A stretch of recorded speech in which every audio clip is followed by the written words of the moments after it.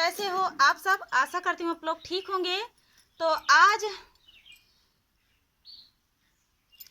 Mummy और दीदी सुनाएंगी आप सभी को, तीनों लोग, लाचारी गीत। तो सुनिएगा और बताइएगा कैसा लगा। बहुत ही प्यारा लाचारी गीत है। तो देर न करते हुए चलिए सुनाते हैं।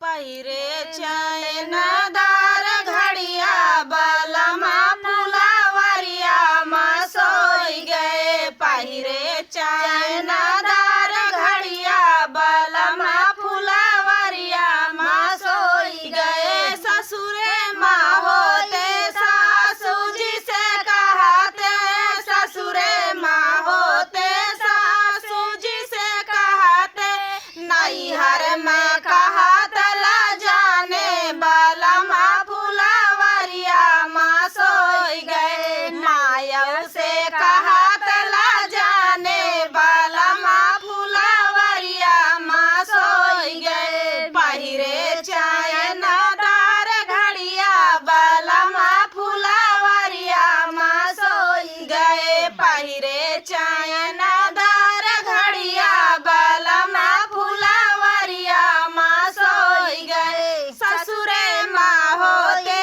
जेठान जी से कहते, ससुरे माँ होते जेठान जी से कहते, नैहर में कहत ला जाने बलमा फुलावरिया माँ सोई गए। भाभी से कहत ला जाने बलमा फुलावरिया माँ सोई गए। पहिरे चैनदार घड़िया बलमा फुलावरिया माँ सोई गए। पहिरे चैनदार घड़िया बलमा फुलावरिया माँ सोई गए। ससुरे माँ होते ननद जी से कहते, ससुरे माँ होते ननद जी से कहते, नैहर में कहत ला जाने बलमा फुलावरिया माँ सोई गए। बहिनी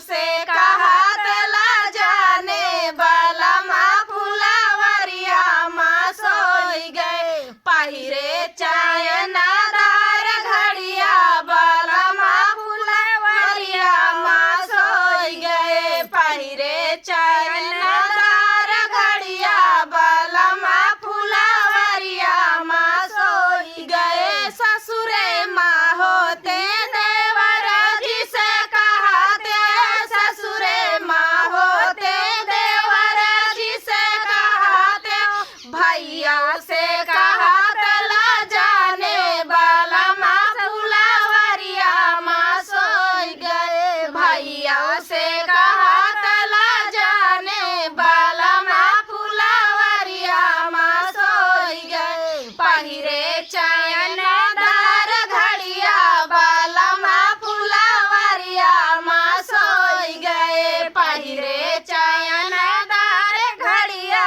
बलमा फुलावरिया माँ सोई गए।